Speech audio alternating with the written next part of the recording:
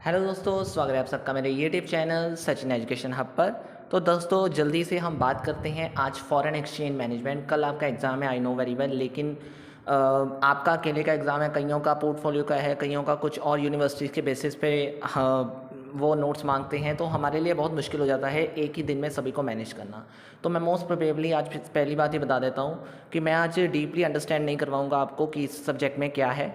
तो last moment पे आप इन क्वेश्चंस को कैसे स्टडी, मतलब कौन कौन से मेन टॉपिक्स करके जाओगे या किन को कैसे, मतलब कौन कौन सी चीज़ें आपको समझ के जाना ज़रूरी है, मैं उसके ऊपर आज टाइम लगाने वाला हूँ। तो एक लाइक टाइप मैराथन प्रॉपर नहीं होगा, लेकिन आपकी हेल्प करे एग्ज़ाम से पहले, ऐसा कुछ मैं आपको ज़रूर बता के यहाँ से जाऊँगा।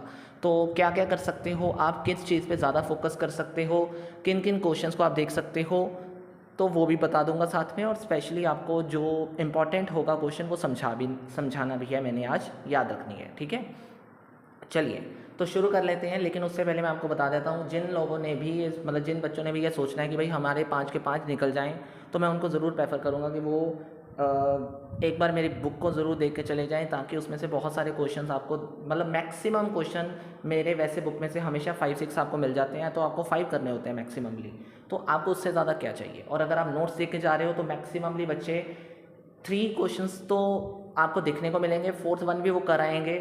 मतलब मैक्सिमम क्वेश्चंस वाले बच्चे पास हो ही जाएंगे अच्छे से। कई बार तो 5 के 5 भी मिल जाते हैं मेरे नोट्स में से, तो किस्मत अच्छी हो तो बच्चे कराते हैं सारे के सारे। ठीक है, अदरवाइज़ मैं ये सजेस्ट करूँगा कि आप ये वीडियो देख के जा रहे हो और अगर आप मेरी बुक का इस्तेमाल कर रहे हो तो आप 110% इस सब्जेक्ट को कभी नहीं छोड़ के आओगे। ठीक है, चलिए तो आपकी बुक में जो जो टॉपिक्स हैं मैंने ऑब्वियसली आपको दिखा रहा हूँ, तो आपको पता है ये सारे टॉपिक्स। लेकिन मेरा फोकस रहेगा कि आज आपको पहले नंबर पे मैं आपके जो सेक्शन 4 होते हैं उनमें से मैं सेक्शन बी और सेक्शन सी सबसे पहले कवर कर दूँ। एक एक चैप्टर ही है उसमें से, तो मोस्ट प्रोबेबली मेरा टारगेट वो होगा। और उसके बाद सेक्शन 1, मतलब मेन टॉपिक्स कवर करूँगा, मैं ज़्यादा नहीं बताने वाला। मैं पहले क्लियर कर देता हूँ, कुछ टॉपिक्स मैं बीच में से छोड़ दूंगा, कुछ टॉपिक्स को मैं बिल्कुल नहीं समझाऊंगा, वो अपने आप अंडरस्टैंड कर लीजिएगा प्लीज़। ठीक है, बिकॉज लास्ट मोमेंट पे I have no any much more time to understand to you a simple topic as well, right?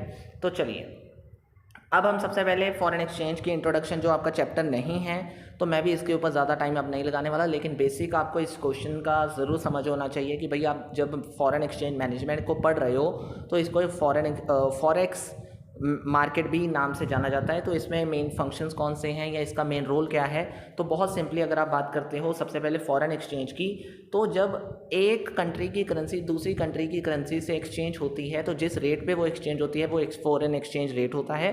और इन सब को मैनेज करने के लिए एक मैनेजमेंट है, that is called foreign exchange management. In simple word अगर मैं कहूँ तो जब हम बाय सेल एंड एक्सचेंज करते हैं करेंसीज को एट अ डिटरमाइंड प्राइजेस, तो उस पूरी प्रोसेस को हम क्या कह देते हैं, फॉरेन एक्सचेंज। और ये पूरी ग्लोबल करेंसीज प्रोसेस है, मतलब इन शॉर्ट कहूँ ग्लोबल मार्केट की तरीके से इसमें काम किया जाता है। Not only you but globally ये पूरी मार्केट आपको पूरा मेथड और स्टडी बताती है कि फॉरेक्स एक्सचेंज के अंदर क्या क्या चीज़ें हैं। और मोस्टली आजकल ये बहुत एडवांस मेथड में चल रहा है, कुछ ऑप्शंस आते हैं, कुछ फ्यूचर्स आते हैं, तो इन सबको स्टडी आजकल बच्चे वैसे भी अंडरस्टैंड करके कर लेते हैं, लेकिन जिनको नहीं पता उनके लिए बहुत मुश्किल होती है। तो बेसिकली इस चैप्टर्स में क्या है वो मैं आपको सिर्फ बेसिकली जो बेसिक चीज़ें हैं आपको समझ के जाने वाली वही बताऊँगा। ठीक है, तो नॉर्मली आपने ये चैप्टर अपने माइंड में ज़रूर रख के जाना है। आपको मैं इसलिए ये अंडरस्टैंड नहीं करवा रहा डीपली, बिकॉज इसमें से जो इंपॉर्टेंट होगा वही आपको दिखाऊंगा। अदरवाइज़ जो बेसिक चीज़ें हैं वो आपको समझ के जानी पड़ेगी। फॉरेन एक्सचेंज का जो मीनिंग बताया उसमें से आप फंक्शंस काफ़ी निकाल के जा सकते हो। अदरवाइज़ आपके जो आने वाले चैप्टर्स हैं, हैजिंग है, स्पेकुलेशंस हैं, आर्बिट्रेज के जो टॉपिक्स हैं वो इसी के फंक्शंस हैं, तो आप इसको फंक्शंस की तरह भी लिख सकते हो। ठीक है, और बहुत सारे ऐसे और भी कुछ बातें बताऊंगा जो आप इसके फंक्शंस में लिख कर आ सकते हो। तो फंक्शंस का जो टॉपिक है वो साथ ही साथ कवर होता जाएगा। चलिए, तो एक टॉपिक आपका बहुत इंपॉर्टेंट है जो कल के एक्सपेक्टेड क्वेश्चंस में आ सकता है कि करेंसी फोरकास्टिंग क्या होता है और इसकी टेक्निक्स क्या होती हैं। तो देखिए, करेंसी फोरकास्टिंग एक ऐसी प्रैक्टिस होती है जिसमें हम फ्यूचर मूवमेंट लेते हैं कि भाई एक्सचेंज रेट कैसे चलेगा, यानी जो एक्सचेंज रेट है वो फ्लक्चुएट होता ही रहता है टाइमली, राइट, किसी ना किसी फैक्टर की वजह से, इंटरेस्ट रेट की वजह से या फिर किसी और कंट्री को कुछ हो गया, ये वो चीज़ें।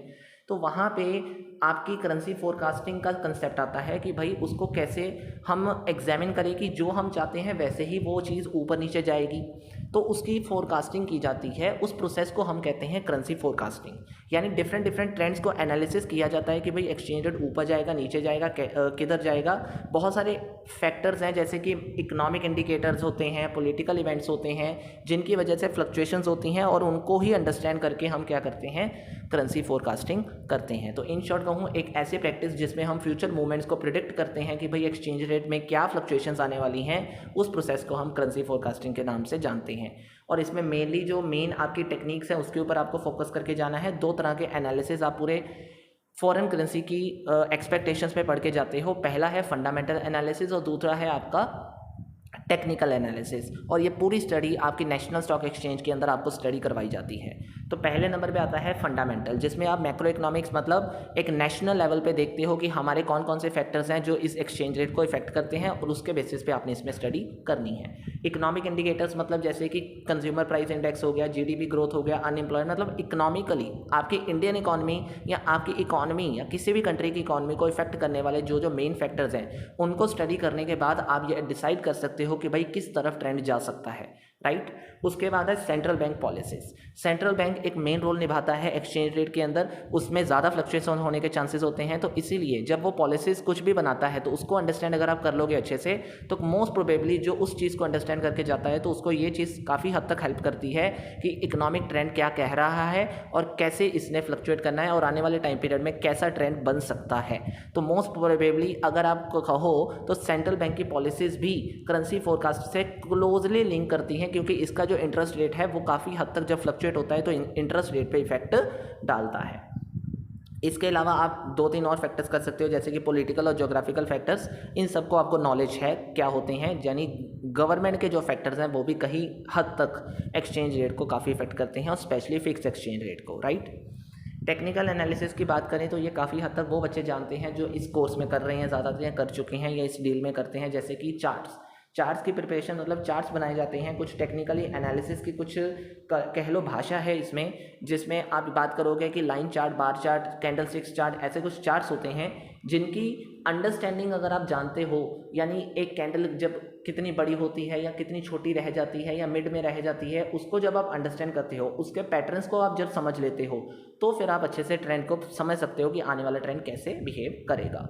उसके बाद है मूविंग एवरेज। ये भी एक तरीके का मेथड है जो टेक्निकल एनालिसिस में स्टडी किया जाता है, जिसके बेसिस पे हम प्राइजेस के मूवमेंट्स को अंडरस्टैंड करते हैं कि भाई आने वाले टाइम पीरियड में ये जो ट्रेंड है, मतलब इन शॉर्ट मूविंग एवरेज। मैं अब डिटेल में नहीं बताऊंगा कि इसका मतलब क्या है, लेकिन मैं ये ज़रूर कहूँगा कि दो तरह की मूविंग एवरेज है जो इस पूरे ट्रेंड्स को आपको एवरेज बेसिस पे बता देती हैं पूरे साल का, कि आपका ट्रेंड कहाँ और कैसे मूव कर सकता है, कर रहा था और कैसे करेगा। उस बेसिस पे आपको हेल्प या डिसीजंस लेने में मदद ज़रूर मिलती है। ऑसिलेटर्स छोड़ सकते हो अभी के लिए, क्योंकि इसमें आपको मेनली बहुत सारे और पार्ट्स आते हैं। ये पूरी टेक्निकल लैंग्वेज है भाई, जब आप फॉरेन मार्केट में जाते हो। तो अभी इस चीज़ को मैं नहीं समझाऊंगा, जब आने वाले टाइम पीरियड में कभी मौका मिला तो मैं इसके ऊपर ज़रूर लेक्चर्स बनाऊंगा, ठीक है। उसके बाद है आपका mainly support and resistance level. ये एक ऐसे लेवल्स होते हैं जिस लेवल से डिसाइड किया जाता है कि अगर इस लेवल से ऊपर आप चले गए तो ट्रेंड जो है वो इंक्रीज होने के चांस हो सकते हैं, यानी प्राइसेस बढ़ सकते हैं। एक लेवल सेट कर दिया जाता है जिसमें आप ये कहते हो कि भाई अगर एक सपोर्ट लेवल है, इसका मतलब ये हुआ कि प्राइसेस इसके नीचे नहीं जाने वाले। या फिर रेजिस्टेंस लेवल, मतलब इन शॉर्ट कहूँ तो मोस्ट प्रोबेबली आपके दो लेवल सेट किए जाते हैं, एक रेजिस्टेंस और एक सपोर्ट लेवल।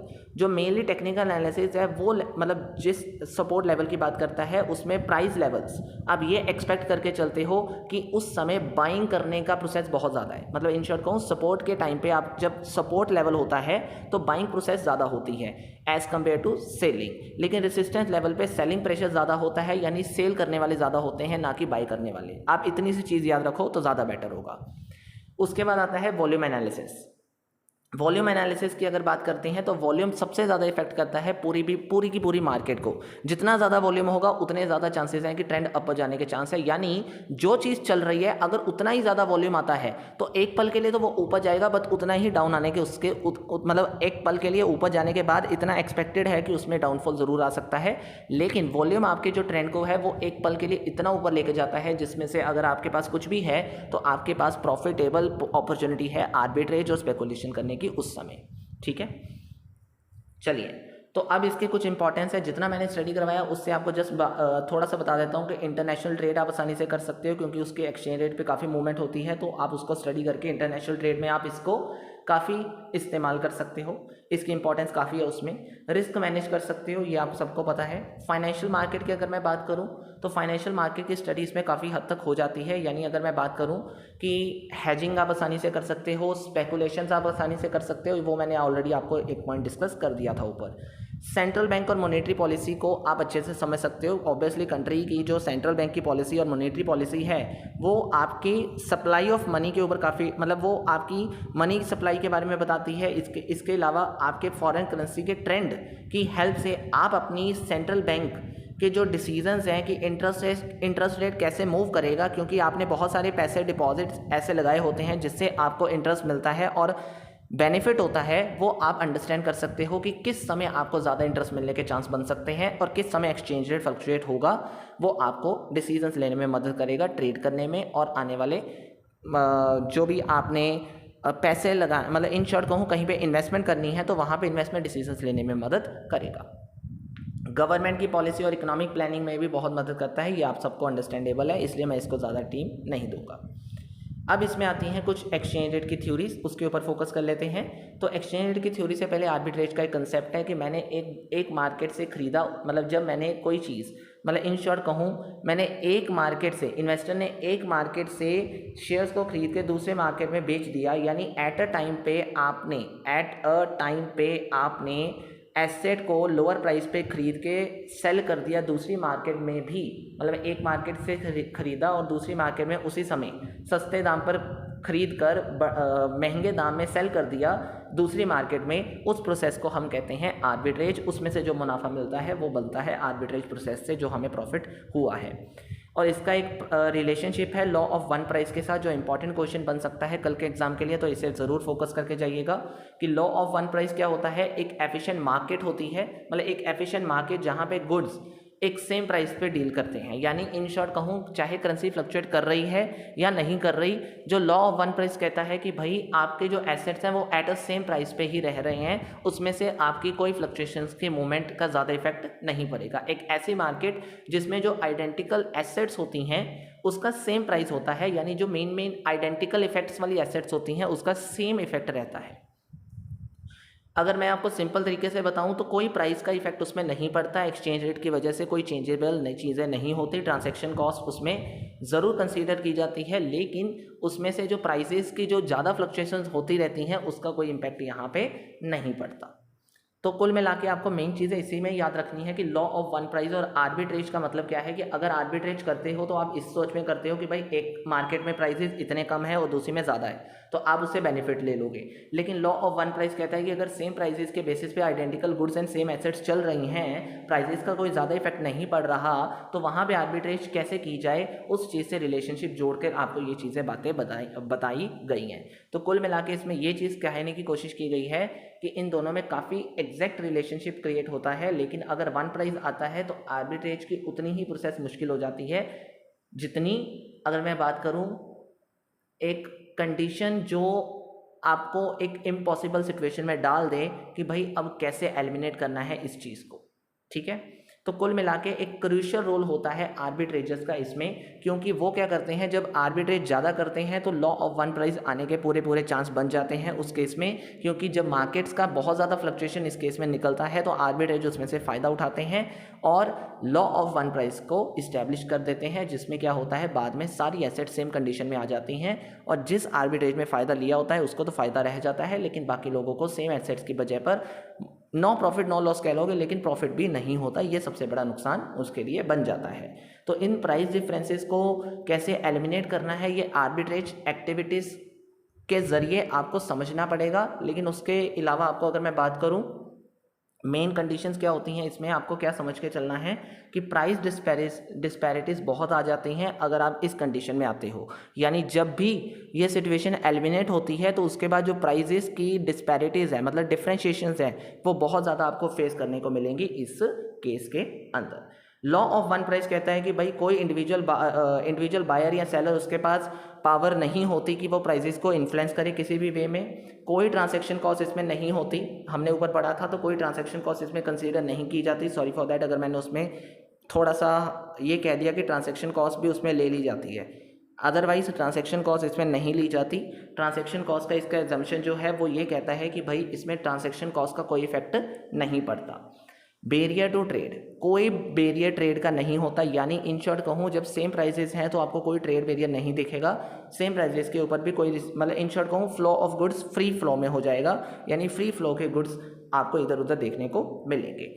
परफेक्ट इन्फॉर्मेशन हो जाएगी हर चीज़ की कि आपको पता चल जाएगा कि क्या प्राइस है, क्या कॉस्ट है, क्या रेलिवेंट फैक्टर्स इसको इफेक्ट कर रहे हैं। तो these are the main important factors, right. हाँ जी, तो चलिए अब थ्योरीज की बात करते हैं। तो थ्योरीज में सबसे पहले है मिंट पैरिटी थ्योरी। मैं आपको सिर्फ बेसिकली इस चीज़ के बारे में बताऊंगा कि इसमें क्या है। मिंट पैरिटी थ्योरी बस ये कहती थी कि भाई लॉन्ग रन में जो एक्सचेंज रेट है वो मिंट कंट्री जो होती थी और रेफरेंस कंट्री होती थी, ठीक है। मिंट कंट्रीज़ कुछ कंट्रीज़ हैं, जैसे कि आप अगर बात करो मिंट कंट्रीज़ नॉर्मली वो कंट्रीज़ होती थी जिनके पास ज़्यादा गोल्ड होता था, राइट। और रेफरेंस करेंसी में आप बात करो तो यूएस डॉलर आता था सबसे पहले। तो उस दोनों मतलब उन दो कंसेप्ट में वो ये कहते थे कि इन दोनों को इस तरीके से एडजस्ट, मतलब ये ध्यान रखा जाता था कि इन दोनों के बेस में मतलब the exchange rate between these two things should adjust, इस तरीके से एडजस्ट किया जाए कि जो पीपी है यानी परचेजिंग पावर है आपकी एक करेंसी यूनिट की वो इक्वल हो सके। मतलब in short mint parity theory या कहूँ मिंट थ्योरी और रेफरेंसेस करेंसीज के बीच में एडजस्टमेंट इस तरीके से की जाती थी कि जो परचेजिंग पावर का मतलब करेंसी की जो एक यूनिट की परचेजिंग पावर है वो इक्वल हो सके। और इस केस से क्या होगा, जो ट्रेड है वो फ्री फ्लो में बदल जाएगा और जो आपके ट्रेड बैरियर्स हैं वो काफ़ी कम हो जाएंगे और इसके साथ साथ जो गुड्स का फ्लो है वो काफ़ी हद तक बढ़ जाएगा। ये ध्यान रखा जाता था। वेरी स्पेशली अगर ऐसा केस होगा तो ट्रांजैक्शन कॉस्ट काफ़ी कम हो जाएगी। मैंने कुछ एडवांटेज और लिमिटेशन इसमें साथ में ही दे दी आपको। तो कुल मिला के अगर आपका इसमें मेन केस आता है कि आप इसमें डायग्राम कैसे ड्रॉन आउट करोगे, तो मैं उसको स्टडी ज़्यादा नहीं कर पाऊंगा आपको, बट मैं इतना ज़रूर बता दूंगा कि अगर आप ये मान के चलते हो कि देखो मिंट पैरिटी का मतलब ये हुआ कि अगर मिंट पैरिटी थ्योरी आती है तो मिंट पैरिटी थ्योरी आने से क्या होगा, एक इक्विलिब्रियम पॉइंट के बाद मतलब जब इसका इफेक्ट एडजस्टेबल हो जाएगा और परचेजिंग पावर यूनिट इक्वल हो जाएगी, उस केस में जो सप्लाई है वो बहुत ज़्यादा, यानी उसके बाद एक्सपोर्ट्स होने शुरू हो जाएंगे ज़्यादा से ज़्यादा, क्योंकि फ्री फ्लो हो गया ना, फ्री फ्लो हो गया। और उसके पहले जो था वो ऐसा केस नहीं था, लेकिन उसके बाद फ्री फ्लो हो जाएगा।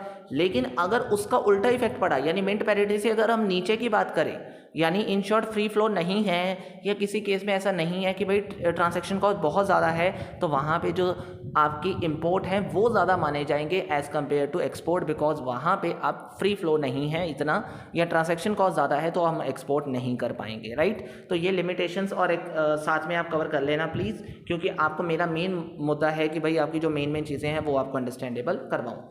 पीपीपी थ्योरी क्या कहती है, परचेजिंग पावर पैरिटी थ्योरी क्या कहती है कि दो करेंसीज की परचेजिंग पावर को इक्वल करना। इट मींस वो एक्सचेंज रेट जिसमें जो टू करेंसीज हैं वो ये बताएं कि किस प्राइस लेवल पे हम असल में अपने बेनिफिशियल ट्रेड को कर सकते हैं। अब ये बेनिफिशियल ट्रेड क्या था, या इसमें करेंसी फ्लक्चुएशंस कैसे की जाती हैं, या एक्सचेंज रेट इससे कैसे लिंक करता है। तो देखो मेन चीज़ क्या होती है कि अगर प्राइस लेवल एक कंट्री में बहुत ज़्यादा हो चुका है, मतलब प्राइस जो है वो बहुत ज़्यादा हो चुके हैं as compared to other currencies, मतलब इन शॉर्ट कहूँ जो मेरी इंडिया की मतलब इन शॉर्ट किसी भी कंट्री का एग्जांपल ले लो कि अगर एक कंट्री की जो करेंसी है उसका जो प्राइस लेवल है बहुत ज़्यादा हो चुका है दूसरी कंट्री से, राइट। यानी एक्सपेक्टेडली एक कंट्री में जो इन्फ्लेशन है वो बहुत ही ज़्यादा लेवल हाई पे हो चुकी है, तो जिस कंट्री में बहुत ज़्यादा इन्फ्लेशन हो चुकी है उस कंट्री में ओवर वैल्यूएशन हो गई है, किसकी, प्राइजेस की ओवर वैल्यूएशन हो चुकी है। तो वहाँ पे एक्सपेक्टेडली ये कहा जाएगा कि भाई हम डेप्रिशिएट होने वाले हैं ओवर टाइम, मतलब हमारा जो साइकिल है वो डेप्रिशिएट होने वाला है, यानी हमारी जो करेंसी रुपी है वो डेप्रिशिएट होने वाली है, डेप्रिशिएट होती जा रही है time to time, because overvaluation हो चुकी है, प्राइजेस ओवर वैल्यूएट हो चुके हैं, इन्फ्लेशन बहुत ज़्यादा हो चुकी है, तो वहाँ पर डेप्रिशिएट हो जाएगी करेंसी।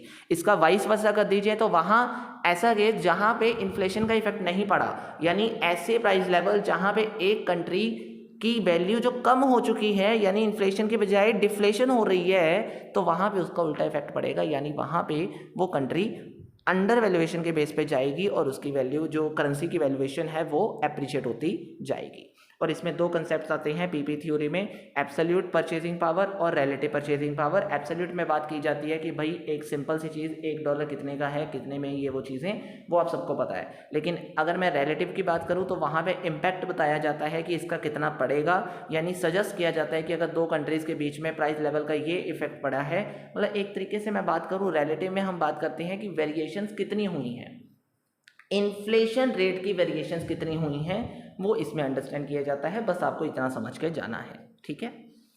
चलिए अब मेन बात करते हैं बीओपी थ्योरी की। तो इसमें आपको मैं सिंपल से अंडरस्टैंड करा देता हूँ कि भाई डिमांड और सप्लाई आपस में जिस पॉइंट पे इंटरसेक्ट करते हैं उसको इक्विलिब्रियम पॉइंट पे माना जाता है। और कुछ मार्केट फोर्सेज होती हैं जैसे कि डिमांड एंड सप्लाई, वो जब फ्लक्चुएट होती हैं, यानी डिमांड डिक्रीज होती रहती है, सप्लाई अपवर्ड में जाती है, तो जब सप्लाई कर्व और डिमांड कर्व आपस में एक पॉइंट पे इंटरसेक्ट हो जाती हैं तो वहाँ पे इक्विलिब्रियम पॉइंट बनता है। उस इक्विलिब्रियम पॉइंट से जो मार्केट है वो परफेक्ट कंपटीशन एरिया में आ जाती है। उस केस से क्या होता है, जो एक्सचेंज रेट है, जिस इक्विलिब्रियम पे आपकी डिमांड सप्लाई इक्वल हो गई है, उस बेस पे हम ये डिसाइड करते हैं कि हमारा एक्सचेंज रेट कहाँ पे फ्लक्चुएट करेगा। यानी अगर इससे ऊपर गया तो क्या इफेक्ट पड़ेगा, इससे नीचे रहा तो क्या इफेक्ट पड़ेगा। इन शॉर्ट एक इक्विलिब्रियम प्राइस जहाँ पे डिमांड एंड सप्लाई इक्वल है वहीं पे आपका फॉरेन एक्सचेंज रेट भी इक्वल है। कहने का मतलब जितना ज़्यादा इफेक्ट इन दोनों केसेस में चेंजेस आते रहेंगे उतना ही आपके मार्केट डिमांड फोर्सेस से क्या होता रहेगा। बीओपी थ्योरी ये कहती है कि भाई फॉरेन एक्सचेंज रेट इफेक्ट होता रहेगा। यानी इन शॉर्ट कहूँ फॉरेन एक्सचेंज रेट किसके ऊपर डिपेंड करता है, बीओपी के फैक्टर से। और बीओपी फैक्टर्स में दो चीज़ें आपकी मानी जाती हैं जिसमें परफेक्ट कंपटीशन मार्केट का केस आता है कि डिमांड एंड सप्लाई दो कर्व्स जब इंटरसेक्ट करके इक्विलिब्रियम पॉइंट बनाती हैं, जब डिमांड एंड सप्लाई इक्वल हो जाती हैं तब ये माना जाता है कि भाई प्राइस एक्सचेंज रेट सही है, यानी उसमें कोई ज़्यादा फ्लक्चुएशंस आपको देखने को नहीं मिलेंगे। लेकिन इससे अबव और इससे कम जो दिखने को मिलेगा, यानी इससे अबव क्या इफेक्ट पड़ रहा है, इसके बिलो क्या इफेक्ट पड़ रहा है, वो इसके इंक्रीज डिक्रीज से ही पता चलता जाएगा। चलिए अब हम बात करते हैं जो लिमिटेशंस हैं वो आप अंडरस्टैंडेबल कर सकते हो, मेरे नोट्स में भी आपको मिलेंगी साथ में और मेरे बुक में भी आपको डिटेल में मिल जाएंगी, तो वो आप लिख सकते हो क्योंकि ये क्वेश्चन साथ में डाला जा सकता है। कोई भी अगर एक थ्योरी पूछी जाती है तो लिमिटेशंस साथ में लिखे बगैर आपके पेजेस पूरे नहीं हो पाएंगे। तो एक भी थ्योरी अगर पूछी जाती है तो आपको साथ में लिमिटेशंस देकर आनी है और होपफुली शायद वो पूछ भी ले, ठीक है।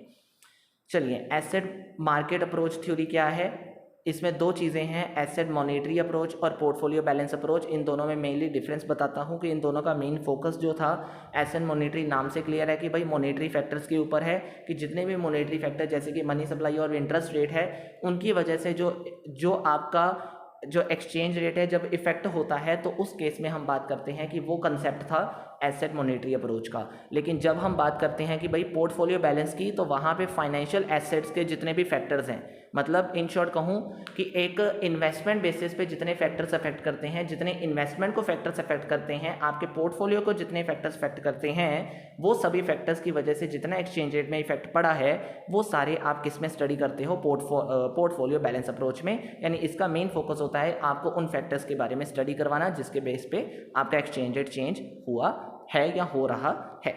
वेरिएबल्स कौन कौन से होंगे, ऑब्वियस सी बात है मॉनेटरी फैक्टर्स में अगर हम बात करें तो money supply, interest rate, central bank की पॉलिसी, इन सब चीज़ों की बात करी जाएगी। जबकि पोर्टफोलियो में जौन से फैक्टर्स मैंने ऊपर अभी बताए हैं उन किन किन फैक्टर्स की स्टडी हम करेंगे कि रिस्क एपेटाइट कितना था, एक्सपेक्टेड रिटर्न कितना है, स्ट्रेटेजीज कौन कौन सी डाइवर्सिफाई करने में मदद करेंगी, उससे क्या एक्सचेंज रेट में इफेक्ट पड़ेगा, इन सभी के बारे में हम स्टडी करते हैं पोर्टफोलियो बैलेंस अप्रोच के अंदर। तो these are the two main approaches under asset market approach, ठीक है जी। अदरवाइज आपके डिटेल में मेन चीज़ें आपको मिल जाएंगी। मेन बात क्या थी कि मैंने आपको लास्ट मोमेंट पे इस हर चीज़ का मीनिंग बताना है, हर चीज़ के बारे में अंडरस्टैंड करवाना है ताकि आपको कंसेप्ट के बारे में जानकारी हो। इतना सबसे पहले बहुत ज़रूरी है क्योंकि अगर आपको कंसेप्ट नहीं पता तो आप लिख भी नहीं पाओगे, राइट। तो लास्ट मोमेंट पे आपको कंसेप्ट अगर अंडरस्टैंड भी हो गए ना, बहुत सारे ऐसे बच्चे हैं जो बना लेते हैं, तो मेरे ख्याल से ये उनके लिए बहुत बड़ी बेस्ट वीडियो मानी जाएगी, राइट। कौन कौन से फैक्टर्स अफेक्ट करते हैं भाई, ज़्यादा डिटेल में नहीं पढ़ना है, जल्दी से जल्दी। अभी हमने इतने सारे पढ़े भाई। इंटरेस्ट रेट, हर कंट्री का इंटरेस्ट रेट अपने एक्सचेंज रेट को चेंज करने में बहुत ज़्यादा इफेक्ट करता है, सभी को पता है। इन्फ्लेशन, अरे भाई ये तो बहुत ज़्यादा था, ये तो बहुत बड़ा क्वेश्चन है भाई। अगर ये आता है तो 10 नंबर पूरे पूरे लेकर आने हैं सभी ने, क्योंकि बहुत मुश्किल क्वेश्चन ये नहीं माना जाता भाई, बहुत आसान माना जाता है, ये तो सभी को पता है। क्यों? क्योंकि बहुत से फैक्टर ऐसे हैं, बस फैक्टर्स याद करके चले जाओ कि इंटरेस्ट रेट है, इन्फ्लेशन रेट है, इकोनॉमिक परफॉर्मेंस यानी इकॉनमी की जितनी परफॉर्मेंस इफेक्ट करेगी, डिमांड सप्लाई में जो चेंजेस आएंगे तो भाई वो इफेक्ट करेगा ही करेगा। उसके बाद है पॉलिटिकल स्टेबिलिटी, जब आपकी गवर्नमेंट ही नहीं चाहती भाई, अब मैं कहूँ फिक्स एक्सचेंज रेट चलता है कंट्री के अंदर, तो सारा रोल किसका है? आपकी गवर्नमेंट का। तो वही तो डिसाइड करेगी ना क्या होने वाला है। तो जब वो डिसाइड करेगी तो पॉलिटिकल स्टेबिलिटी उसी के हाथ में है, तो जो होगा उसके बेसिस पे होगा। उसके बाद है current account balance. Obviously current account balance में क्या आता था सर? बीओबी जिसने पढ़ा है उसको सब पता है कि भाई विजिबल और इनविजिबल ट्रांजैक्शंस जो डील की जाती हैं एक कंट्री से दूसरी कंट्री के बीच में, उसका रिकॉर्ड किया जाता है उस केस में। तो जो नेट फ्लो और नेट इंपोर्ट होता है पूरा, उस केस में जो इफेक्ट पड़ता है, यानी उन केसेस में एक्सपोर्ट ज़्यादा है कि इंपोर्ट कम है, या इंपोर्ट ज़्यादा है या एक्सपोर्ट कम है, इन चीज़ों के बेसिस पे जो फ्लक्चुएशंस आती हैं एक्सचेंज रेट में, वो इफेक्ट करती हैं इस एक्सचेंज रेट को चेंज करने में। यानी इन शॉर्ट कहूँ ये सभी फैक्टर्स हैं जो इफेक्ट करने वाले हैं किसको? एक्सचेंज रेट को।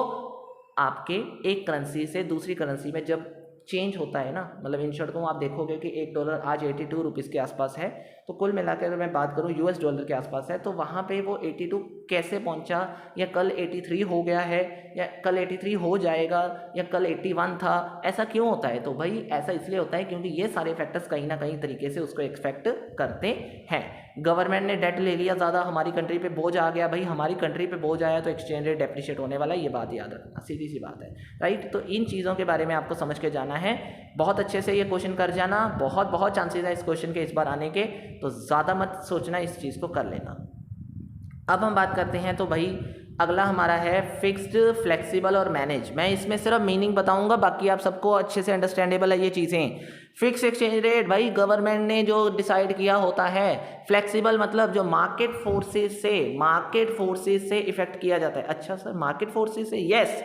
और मैनेज फ्लोटिंग का मतलब क्या होता है सर? वो एक्सचेंज रेट जो बोथ मार्केट फोर्सेस और सेंट्रल बैंक की इंटरवेंशन से होता है, यानी गवर्नमेंट के इंटरवेंशन से होता है। यानी जब दोनों का इफेक्ट पड़ता है तो मैनेज, जब फिक्स की बात करोगे तो गवर्नमेंट ओनली, और फ्लोटिंग की बात करोगे तो भाई अकेला मार्केट फोर्सेस आता है। तो ये तीन चीज़ें आपके मीनिंग अच्छे से हो जाए ना, तो डिफरेंस क्या आप सब कुछ लिख कर आ सकते हो, याद रखना। और अगर फ्लेक्सिबिलिटी की बात करोगे भाई, फ्लेक्सिबिलिटी मतलब सर गवर्नमेंट में बहुत ज़्यादा नहीं होती, क्योंकि गवर्नमेंट के ऊपर हाथ में है ना सब कुछ।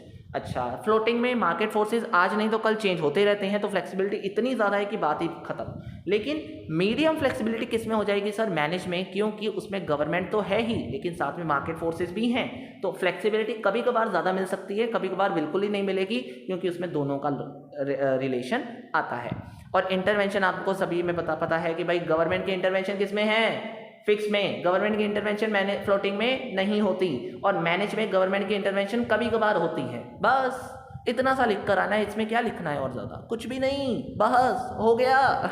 चलिए एक इंपॉर्टेंट क्वेश्चन है इसमें sir, CAC, capital account convertibility या करंट अकाउंट कन्वर्टेबिलिटी, कुछ भी कह सकते हो आप इसे। अब मेन ये क्या होता है कि सर करेंसी कन्वर्टेबिलिटी मान के चलो इसे सिंपल। सर करेंसी कन्वर्टेबिलिटी के मेन इश्यूज क्या आते हैं आज के टाइम में, या इसके लिमिटेशंस क्या है? इतनी आसान है भाई, कौन बच्चा कहता है कौन नहीं करेगा, बहुत आसान है, बहुत अच्छा क्वेश्चन है भाई, आ सकता है, पॉसिबिलिटी है, बहुत बार आया हुआ है एग्जाम के अंदर, कर आना। क्या क्वेश्चन है भाई? फाइनेंशियल स्टेबिलिटी को मेंटेन करने में बहुत ज़्यादा इसका योगदान होता है, लेकिन जब कन्वर्टेबिलिटी होती है ना, तो सर एक मेन चीज़ बनती है, ये बहुत सारी चीज़ों को रिस्ट्रिक्ट कर देता है, जैसे कि करेंसी की वॉलेटिलिटी को, जैसे कि स्टेबिलिटी जो मेंटेन होती है उसको भी रिस्ट्रिक्ट कर देता है। उसके बाद डोमेस्टिक इकोनॉमी को प्रोटेक्ट करने में मदद होता है, मतलब इसका ना मेन रोल ये रहता है भाई, ये करना है। लेकिन बात ये आती है कि इसकी जो रिस्ट्रिक्शन लग जाती है ना, उसके बाद मतलब रोल तो इसका मेन एम तो ये बन जाता है, अपने मेन एम को तो वो अचीव कर लेता है साथ ही साथ, लेकिन मेन क्रिटिसाइजिंग तब होती है जब ये FDI को रोक देता है, क्योंकि कन्वर्टेबिलिटी से क्या होता है, FDI आपकी स्टेबल मतलब रुक जाती है थोड़ी देर के लिए, या फिर कह लो कई बार इफेक्ट ज़्यादा पड़ जाता है, या फिर आपका लिमिटिंग असेस हो जाता है, यानी आप लिमिटेडली अपनी इंटरनेशनल कैपिटल को अब असेस कर पाते हो, या इंटरनेशनल कैपिटल मार्केट में आप ज़्यादा रोल नहीं ले पाते हो, क्योंकि कन्वर्टेबिलिटी के कारण क्या होता है सर, आपके फ्रेमवर्क वीक होने लग जाते हैं। कन्वर्टेबिलिटी से आपका इंफ्रास्ट्रक्चर ज़्यादा अच्छा नहीं रहता, इनएजुकेट हो जाता है। और अगर मैं बात करूं कन्वर्टेबिलिटी की बात करते हो तो लिबरलाइजेशन इफेक्ट ज़रूर पड़ जाता है। उसमें क्या था सर लिबरलाइजेशन? सर वो इफेक्ट जिसमें हम बात करते हैं कि लाइसेंसिंग पॉलिसीज ख़त्म कर दी गई हैं गवर्नमेंट के द्वारा, तो ये इफेक्ट ज़रूर पड़ेगा। वो मैनेजेबल, वो देखो liberalising in India is aimed at minimising the risk. उसका मेन ये काम होता है कि भाई आपने रिस्क को मिनिमाइज ज़रूर करना है, लेकिन इसमें मेन चीज़ क्या होती है, मेन इफेक्ट क्या पड़ता है, मेन प्रॉब्लम क्या आती है? मेन प्रॉब्लम ये आती है कि इसको मैनेज कैसे किया जाए, या फिर जब आप फ्री फ्लो ऑफ ट्रेड की बात करते हो तो वो कन्वर्टेबिलिटी से रुक जाता है, क्योंकि कन्वर्टेबिलिटी जब करते हो तो बहुत सारी ऐसी फ्लक्चुएशंस नज़र में आती हैं जो कंट्री के स्टेबल जो सिस्टम है, कंट्री का सिस्टम है, उसको इफेक्ट करती हैं, और वहाँ पे करेंसी फ्लक्चुएशंस इतनी ज़्यादा हो जाती हैं कि उसको मैनेज करना मुश्किल रहता है। और इसके बाद अगर हम बात करें कि सर इसमें और क्या क्या जो रिस्ट्रिक्ट किया जाता है, तो बिजनेसमैन जो आसानी से रिस्पॉन्ड कर देता था एक्सचेंज रेट को, यानी उसके चेंजेस को वो अंडरस्टैंड कर रहा था, जब कन्वर्टेबिलिटी होती है तो उसका ये इफेक्ट पड़ जाता है कि बिजनेस जो रिस्पॉन्ड कर रहा था इफेक्टिवली, अडेप्ट कर रहा था हर एक इन्वायरमेंटल कंडीशंस को, वो मुश्किल में फंस जाएगा, क्योंकि उस मार्केट कंडीशन को समझना पहले बहुत मुश्किल है जिसमें कन्वर्टेबिलिटी हुई है, और उसके बाद उस अंडरस्टैंडिंग के बेस पे डिसीजन लेना एक बिजनेस के लिए बहुत मुश्किल काम रह जाता है। और इसके साथ साथ अभी आपको बताया कि भाई एफडीआई में बैरियर्स लग जाते हैं, इकोनॉमिक ग्रोथ हिंडर हो जाती है, तो ये सारे इफेक्ट बहुत ज़्यादा आपने कॉमन सी चीज़ें इकोनॉमिक्स के अंदर किए हुए हैं, तो भाई उन्हीं फैक्टर्स को इसमें लिखना है, कोई मुश्किल क्वेश्चन नहीं है। चलिए अब रिस्क का चैप्टर मैं नहीं करवाने वाला, ये बहुत से कॉमन चीज़ें हैं, मेरे ख्याल से ये क्वेश्चन आने वाला है कल, तो बहुत सारे बच्चे इस सोच में मत जाना कि भाई रिस्क वाला छोटा सा चैप्टर है, तो क्लियर कर देता हूँ, ये चैप्टर करके जाना, क्योंकि ये बेसिक चीज़ है। कई बार एग्जामिनर आपसे मुश्किल चीज़ों के बजाय बेसिक चीज़ें डालता है, तो आपको वो भी नहीं पता चलती, क्योंकि आप मुश्किल की बजाय ईजी छोड़ के चले जाते हो, ऐसा मत करना। तो रिस्क चैप्टर कभी कभार भी आ सकता है, तो इस चैप्टर को बहुत अच्छे से 5 मिनट के लिए भी देख लेना, बहुत आसान है, बहुत बहुत बहुत ही आसान है, ठीक है ना। चलिए अब आता है सर, ये क्वेश्चन आया था लास्ट ईयर में, फाइनेंशियल सेक्टर फ्रैगिलिटी क्या किसे कहते हैं सर? फ्रैगिलिटी के आपके इंडिकेटर्स कौन कौन से इस इफेक्ट करते हैं? तो लास्ट ईयर में क्वेश्चन आ चुका है, तो होपफुली रिपीट हो भी सकता है, लेकिन रिपीटेंस के चांस जो हैं वो इस बार कम है, तो इस क्वेश्चन के ऊपर ज़्यादा फोकस नहीं भी करोगे तो चला जाएगा काम। तो मैं भी इस चीज़ के लिए अभी तो फोकस नहीं करूँगा, लेकिन मैं आपको ये ज़रूर कहता हूँ कि मैं आपको मीनिंग बता देता हूँ साथ ही साथ, कि एक ऐसी सिचुएशन जहाँ पे इंडिविजुअल ऑर्गेनाइजेशन फाइनेंशियल स्टेटस से, यानी उनका फाइनेंशियल स्टेटस क्या हो जाता है, इनस्टेबल हो जाता है, यानी वनरेबल केस में चला जाता है। इन शॉर्ट कहूँ कि एक ऐसी स्टेज कि जहाँ पे आप अपनी रिजिलेंस, यानी आप अपनी जो आपकी स्टेबिलिटी है, जो आपका फाइनेंशियल स्टेबिलिटी, मतलब आपका जो कंडीशन है, आपकी जो कंडीशन है वो स्टेबल रहती थी, जो वो इनस्टेबल होनी शुरू हो जाए, आपका जो एक्सपीरियंस था वो लैक होना शुरू हो जाए, या फिर आप जब बहुत सारे स्टेजेस के ऊपर आप एक ऐसी कंडीशन में फंस चुके हो जहाँ पे रिस्क ने घिरा हुआ है, या क्राइसिस वाली सिचुएशन आ जाए, तो उस सिचुएशंस को हम कहते हैं फाइनेंशियल फ्रैगिलिटी। तो इसमें कौन कौन से इंडिकेटर्स हैं भाई? अभी मैंने आधे से ज़्यादा तो बता ही दिए, कि जब आपके ऊपर बर्डन बहुत ज़्यादा होगा तो अब आपको ये सिचुएशन देखने को मिलेगी, जब आपने बहुत ज़्यादा ही कैश रिजर्व्स रख लिए होंगे तब जब आपके पास बिल्कुल ही कैश रिजर्व्स इनसफिशिएंट हो जाएंगे, तब आपको लगेगा कि भाई आपसे पैसे की कमी हो गई है, अवेलेबिलिटी नहीं है, कैश रिजर्व्स कम होते जा रहे हैं, तो वहाँ पर आपको ये सिचुएशन फेस करनी पड़ सकती है। जब आप सिर्फ लॉन्ग टर्म की बजाय शॉर्ट टर्म के ऊपर डील करोगे तो ये सिचुएशन बहुत ज़्यादा जल्दी आने की संभावना रहती है। आपकी जब कैश फ्लो की प्रोबेबिलिटी बहुत ज़्यादा वीक होगी, भाई ज़्यादातर नेगेटिव कैश आपको देखने को मिल रहे हों, आपका कैश फ्लो हमेशा ज़्यादातर नेगेटिव रहता हो, क्लोजिंग बैलेंस हमेशा ज़्यादा से ज़्यादा नेगेटिव हो ओपनिंग से ज़्यादा, तो वहाँ पे आपकी ये कंडीशंस आने के बहुत बहुत संभावना है। और जब आपकी एसेट क्वालिटी, यानी एसेट की जो क्वालिटी है वो टाइम पीरियड से जल्दी क्या होने जाए, डिक्लाइन होती जाए, तो वहाँ पे भी आपकी ये सिचुएशन बनती जाएगी। तो ये कुछ मैंने आपको बता दिया इंडिकेटर्स, तो इससे आपको नॉलेज हो गई होगी कि ये कंसेप्ट क्या कहता है, क्या इसका मेन रोल है। हाँ जी दोस्तों, तो आज हम फ्यूचर की बात करने वाले हैं अब, ठीक है। तो फ्यूचर में क्या है, सबसे पहले फ्यूचर कॉन्ट्रैक्ट क्या है, देखो सिंपल, वेरी सिंपल। फ्यूचर वो स्पेशल फाइनेंशियल कॉन्ट्रैक्ट्स होते हैं जिसमें पार्टीज बाय एंड सेल करती हैं एसेट को at a predetermined price and at specified date in future. मतलब अगर मैं आपको एक क्लियर थॉट दे दूं ना, तो देखो कुछ बच्चे ये कहेंगे कि सर फॉरवर्ड और फ्यूचर में मुझे अभी तक डिफरेंस नहीं पता चला। तो बहुत सिंपल सा डिफरेंस बताता हूँ कि भाई फॉरवर्ड कॉन्ट्रैक्ट का मतलब है एग्रीमेंट ही हो रहा है दोनों के बीच में, बाई एंड सेलिंग के लिए ही हो रहा है, अंडरलाइन एसेट का ही हो रहा है। लेकिन लेकिन लेकिन लेकिन मेन चीज़ है कि at a specified date and agreed rate in future. Sir वही तो था, एग्रीड रेट है भाई, उसमें फिक्स्ड रेट है भाई। मतलब एग्रीड रेट पे जिसमें आपने सलाह कर ली, और फिक्स्ड मतलब जो एक बार एग्रीमेंट बनने के टाइम पे फिक्स हो चुका है कि भाई यही प्राइस होने वाला है आने वाले टाइम पीरियड में, तो वो बनता है फ्यूचर। मतलब दोनों में सिर्फ इतना सा फर्क है कि जब आप एट अ फिक्स्ड प्राइस पे किसी एसेट को एक्सचेंज करोगे आने वाले टाइम पीरियड में, मतलब चाहे फ्लक्चुएशंस ऊपर हो जाए नीचे हो जाए, जिसको मर्जी बेनिफिट हो लॉस हो ये मैटर ना करे, एट जो प्राइस फिक्स हो गया उसी के बेस पे डिस्कस करना, वो है आपका फ्यूचर। जबकि जो आप फॉरवर्ड की बात करोगे वहाँ पे एग्रीड रेट होता है, यानी वहाँ पे जो आपने एग्री कर लिया एक बार, वहाँ पे वो डिस्कस हो जाएगा, वो माना जाएगा, यानी एक स्पेसिफाइड डेट के ऊपर। क्लियर है? ठीक। हाँ जी, तो उसके बाद अब आता है, देखो अगर टेलर मेड है और स्टैंडर्डाइज है, ओवर द काउंटर यानी सेकेंडरी मार्केट नहीं है, ऑर्गेनाइज्ड है, इसी वजह से अगर ऑर्गेनाइज है तो वहाँ पे रिस्क भी कम होगा। सिमिलरली फॉरवर्ड है तो वहाँ रिस्क ज़्यादा होगा। क्यों? क्योंकि वहाँ पे कोई ऑर्गेनाइज्ड या स्टैंडर्डाइज कॉन्ट्रैक्ट नहीं है, राइट। इसी तरीके से अगर हम बात करें कुछ और टर्म्स की, तो वहाँ पे अगर फॉरवर्ड की बात आती है, तो जो फॉरवर्ड है वहाँ पे आपका जो भी साइज होगा कॉन्ट्रैक्ट का, वो डिपेंड करेगा कि आपकी कॉन्ट्रैक्ट की टर्म्स एंड कंडीशंस कितनी हैं।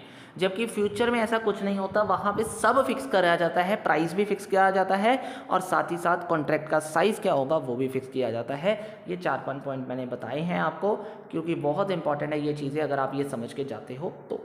ठीक है जी, चलिए अब उसके बाद अगर बात करें सर फ्यूचर ट्रेडिंग प्रोसेस क्या होती है, ये आप सभी को वैसे बहुत सिंपल मैंने लिख के दी है अपनी बुक के अंदर, तो प्लीज़ इसे एक बार स्टडी कर लेना, कोई मुश्किल नहीं है।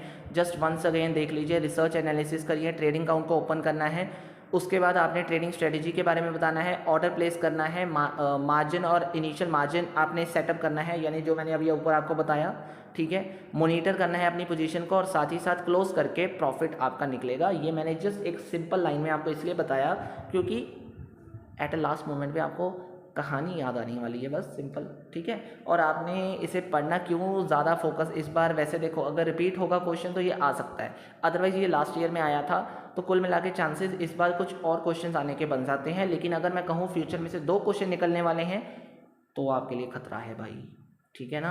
तो आपके लिए खतरा है, तो ये क्वेश्चन रिपीट हो सकता था, तो आप एक बार ज़रूर देख लेना, कर लेना, इंपॉर्टेंट क्वेश्चन है, प्रोसीजर बहुत सिंपल है, बहुत ईजी है, ठीक है।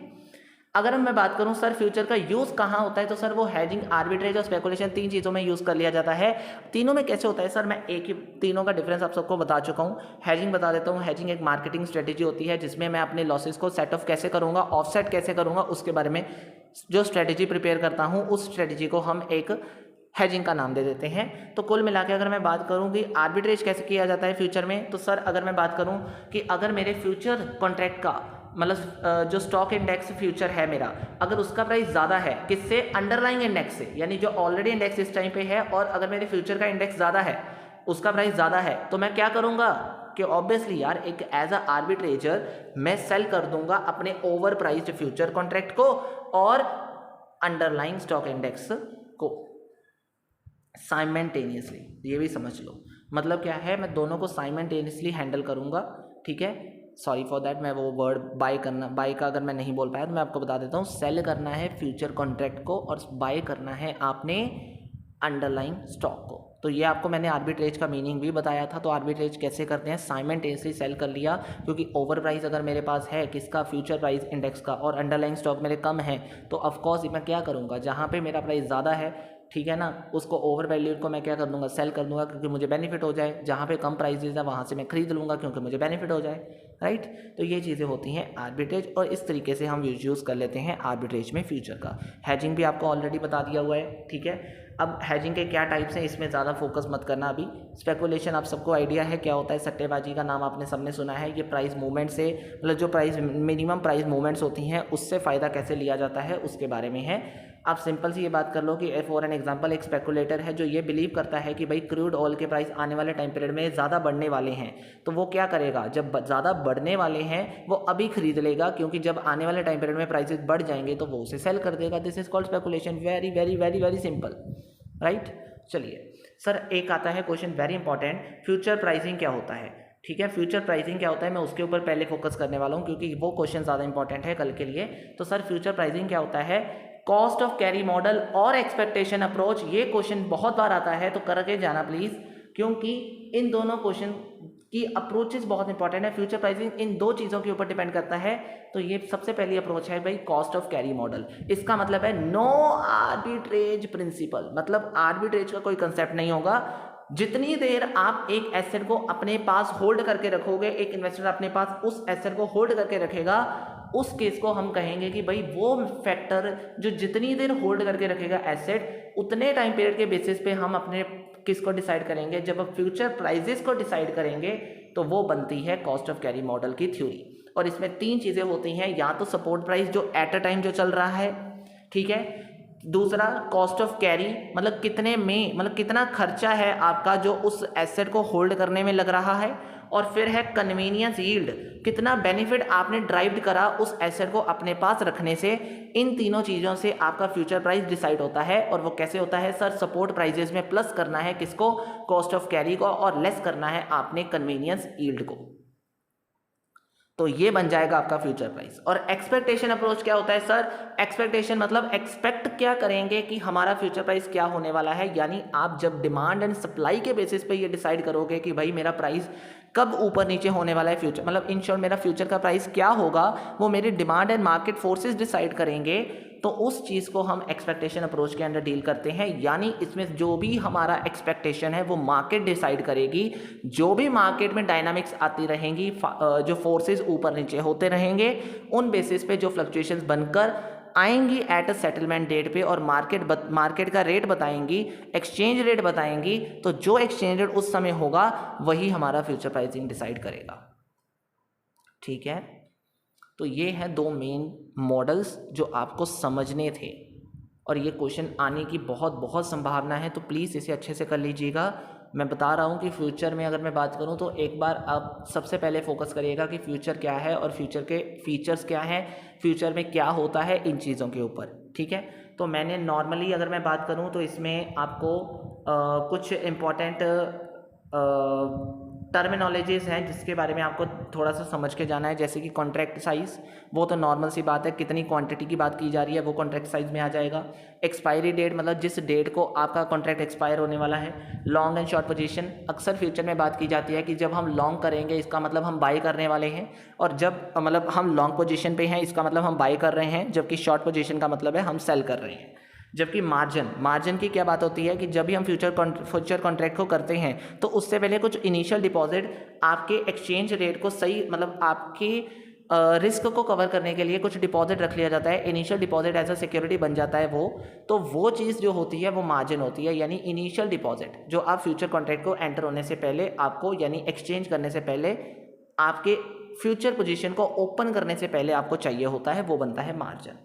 सेटलमेंट प्राइस, जिस डेट पे आप अपने फ्यूचर कॉन्ट्रैक्ट को असल में सेटल करते हो कि भाई ये प्राइस के ऊपर हम आपस में मिलकर सेटलमेंट कर रहे हैं, तो वो क्या बनेगा आपका सेटलमेंट प्राइस। और मार्क टू मार्केट क्या होता है सर, मार्क टू मार्केट का मतलब होता है कि वो प्रोसेस जो जिसमें अगर हम बात करें कि this process occur daily to adjust the margin account of each future participant based on the contract's current market value, मतलब मार्केट वैल्यू जो आज के टाइम में चल रही है उसके बेसिस पे आपने जो फ्यूचर के मार्जिन अकाउंट को, मतलब उसमें जो कितना मार्जिन होना चाहिए डेली बेसिस पे जो आप एडजस्ट करते हो उस मार्जिन को, उस प्रोसेस को हम मार्क टू मार्केट कहते हैं। मार्क टू मार्केट मतलब जो प्रोसेस डेली बेसिस पे एडजस्ट होती है मार्जिन अकाउंट को मेंटेन करने के लिए, और वो मार्जिन अकाउंट जो आज के करंट बेसिस प्राइसेस के ऊपर डिपेंड करता है वो। ठीक है, तो मेन चीज़ ये टर्मिनोलॉजीज हो गई, डिफरेंसेस हो गए आपके। मेन चीज़ आपको मैंने बता दी इसमें कि यूजेज क्या है और very important cost of carry model क्या है। राइट, चलिए अब हम बात करते हैं वेरी इंपॉर्टेंट, इसमें लास्ट जो इंपॉर्टेंट क्वेश्चन बन के आ सकता है कि सर एडवांटेजेस और डिसएडवांटेजेस क्या हैं। तो एडवांटेजेस की बात करी जाए तो सर इसमें लीवरेज सबसे पहले आती है, क्योंकि इसमें डेट का इस्तेमाल ज़्यादा है, यानी इन शॉर्ट कहूँ लीवरेज पोजीशन ज़्यादा रहती है। फ्यूचर्स जो है वो आपको अलाउ करते हैं ट्रेडर्स को अलाउ करते हैं कि वो लार्जर पोजीशन बना के रखें, मतलब अपने पास ज़्यादा चीज़ें को रखें, मतलब इन शॉर्ट कहूँ ज़्यादा देर अगर वो होल्ड करके रखेंगे तो उससे ही प्राइजेस का जो इफेक्ट है वो ज़्यादा पड़ेगा। यानी इन शॉर्ट कहूँ कि एक पोजीशन ऐसी बन जाएगी जहाँ पे लीवरेज होगा। लीवरेज का मतलब है आपके पास बोरोड फंड ज़्यादा है, यानी आपके पास डेट ज़्यादा है, ठीक है। ऐसी कंडीशन, यानी जब किसी के पास डेट होता है तो वो कंडीशन क्या कहलाती है, लीवरेज। तो लीवरेज मार्केट है एक तरीके से फ्यूचर। उसके बाद लिक्विडिटी। फ्यूचर मार्केट एक हाईली लिक्विड मार्केट है। वाई? बिकॉज इसमें एंट्री और एग्जिट बहुत ज़्यादा आसानी से हो जाता है, दैट्स वाई। प्राइजेस ट्रांसपेरेंसी की बात करें तो इसमें प्राइजेस बहुत ट्रांसपेरेंट है, क्योंकि सभी को पता है कि हमारा फिक्स प्राइस क्या है और हमने किस में सेटलमेंट करनी है, तो इसमें कोई मुश्किल, मतलब इसमें कोई ऊपर नीचे का भेदभाव नहीं होता।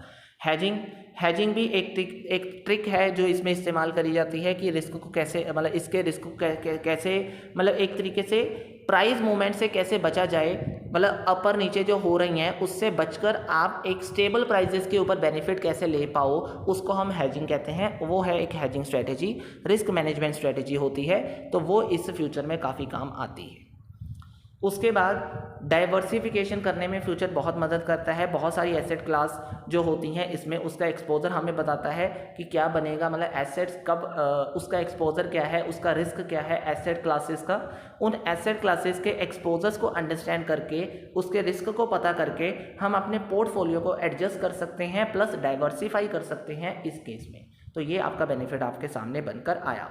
जबकि फ्यूचर के कुछ डिसएडवांटेज हैं, जैसे कि आपको लॉस हो जाएगा रिस्क का, मतलब रिस्क ऑफ लॉसेज। इसका मतलब क्या है सर? रिस्क ऑफ लॉसेज का मतलब होता है कि फ्यूचर जो ट्रेड होता है वो बहुत सारे सब्सटेंशियल लॉसेज को अपने पास लेकर रखता है। मतलब रिस्क ऑफ लॉसेज का मतलब क्या होता है, जब लीवरेज आती है तो लीवरेज का मतलब क्या है, आपके ऊपर उधार, आपके ऊपर डेट। तो आपके पास अगर डेट ही बना रहेगा हमेशा, तो आपके पास सिचुएशन हमेशा क्या रहेगी, सब्सटेंशियल लॉसेस की ही रहेगी। तो वहाँ पे कंडीशन कभी भी पॉजिटिवली रिएक्ट नहीं करेगी ज़्यादा। तो जब लीवरेज की कंडीशन है तो पॉसिबिलिटी रहती है कि भाई लॉसेस आपके पास रहेंगे, सब्सटेंशियल बेसिस पर रहेंगे, राइट। वॉलेटिलिटी का मतलब है इतने ज़्यादा फ्लक्चुएशंस के बेसिस पे वॉलेटाइल होते रहना, मतलब lead to rapid price movement. मतलब जब प्राइजेस में वॉलेटिलिटी होती है ना तो बहुत ज़्यादा प्राइस मूवमेंट्स होती हैं, तो कुल मिला के वहाँ पे एडजस्ट करना मुश्किल हो जाता है। तो प्राइजेस फ्यूचर में बहुत ज़्यादा वॉलेटाइल होते हैं। वॉलेटिलिटी की वजह से prices movement above and increase होती रहती हैं और रिस्क आपका बढ़ता जाएगा अगर ऐसा केस आता है तो। Margin call, if the market move against the trader position, obvious ही बात है, ट्रेडर की जो पोजीशन है, मतलब ट्रेडर अगर बाई करना चाहता था, उसने सेल, मतलब अब उसकी पोजीशन सेल हो गई है, तो वहाँ पे उसकी अगेंस्ट पोजीशन के ऊपर जो रिएक्शन हुआ है मार्केट का, उसे वहाँ पे मार्जिन ज़्यादा रखना पड़ेगा ताकि उसको रिस्क ना हो, उसको लॉस ज़्यादा ना हो। उस केस में ज़्यादा मार्जिन चाहिए होता है, तो ये इसका बहुत बड़ा लॉस हो जाएगा। क्यों? क्योंकि जो फ्यूचर होता है उसमें मार्केट क्या होती है, कई बार एक्सपेक्टेशन से ज़्यादा चेंज हो जाती है। यानी आपने तो एक फिक्स प्राइस रख लिया, अब फिक्स प्राइजेस को पूरा करने के लिए, यानी आपका जो लॉस है या रिस्क ना बने, उसको ख़त्म करने के लिए आपको मार्जिन ज़्यादा रखना पड़ता है। तो इसलिए मार्जिन के लिए ज़्यादा फंड्स लगते हैं फ्यूचर, इसलिए आपकी ज़्यादा मार्जिन कॉल्स को रिक्वायर्ड मानता है। और इसके बाद अगर हम बात करें मार्केट टाइमिंग, तो मार्केट टाइमिंग जो करेक्ट है या नहीं है, मतलब कब आपको एग्जैक्टली बाय करना है, कब आपको एग्जैक्टली सेल करना है, यानी आपकी जो प्रोडिक्शन है वो प्रॉपरली नहीं रहेंगी, क्योंकि फ्यूचर इज़ अनसर्टेन, कभी कुछ भी हो सकता है। तो टाइमिंग जो है वो इम्प्रॉपर रहेंगी, एक आपके लिए चैलेंज बनकर रहेंगी, तो इसलिए आपको लॉसेस होने के ज़्यादा चांसेस बने रह सकते हैं इस केस में। तो this is all about futures, ठीक है। सपोर्ट वाला सॉरी, इसके बाद आपका स्वैप आता है। तो स्वैप मैं आपको इसलिए नहीं करवाने वाला क्योंकि ये मैंने ऑलरेडी आपके लिए वीडियो डाली हुई है, तो इसके ऊपर मैं अगर ज़्यादा टाइम लगाऊंगा तो बहुत ज़्यादा हो जाएगा, तो ऑफकोर्स आप वहाँ से कर सकते हैं। कुछ ऐसे अगर टॉपिक्स हैं जो उस वीडियो में ना होंगे तो आपको मैं बता देता हूं, जैसे कि टाइप्स ऑफ स्वैप्स हैं, हो सकता है उस वीडियो में ना हो, तो प्लीज़ इसमें से बुक में से या नोट्स में से आपको मैंने डाली है इस बार, तो उसमें से स्टडी करके जाना। 2 क्वेश्चन इसमें से निकलेंगे, तो एक्सपेक्टेडली अगर बता दूं तो जितने भी टॉपिक्स हैं सारे कर जाना, 2 क्वेश्चन उन सभी से ही आने वाले हैं, क्योंकि उसने कोई भी क्वेश्चन नहीं छोड़ना, उसे कैरेक्टरिस्टिक्स भी डाल देने हैं, यूजेस भी डाल देने हैं, रेगुलेटरी इश्यूज भी डाल देने हैं, सारे टॉपिक्स कर जाओ भाई, सारे आने वाले हैं। उसने जानबूझ के आपको टाइप्स के अलग अलग बातें बना के डालना है, कोई डरने की जरूरत नहीं है। टाइप्स अगर आते हैं तो साथ में कैरेक्टरिस्टिक्स डाल दीजिएगा, जो आपके स्वैप के होते हैं वही उसमें से आ जाएंगे, और जो भी आपके यूजेस हैं वही आपके टाइप्स के यूजेस हैं, याद रखिएगा। जो अलग अलग यूजेस डालता है ना, अलग अलग कुछ भी नहीं है, सेम चीज़ें ही हैं। और उसके बाद अगर हम बात करें लीगल एंड रेगुलेटरी इश्यूज़ की, तो ऑफ कोर्स ये भी क्वेश्चन आपका बहुत इंपॉर्टेंट है। इसमें आपके आरबीआई की गाइडलाइंस आनी चाहिए, और आरबीआई की गाइडलाइंस मेरे ख्याल से इतनी कोई मुश्किल चीज़ें नहीं है। आरबीआई ने स्वैप्स के लिए क्या क्या चीज़ें कही थी वो आपको एक बार अंडरस्टैंड करनी है, मेरी वीडियो देख लीजिएगा, आपको थोड़ी बहुत आदत मतलब थोड़ी बहुत लर्निंग हो जाएगी। ठीक है, तो this is all about swap.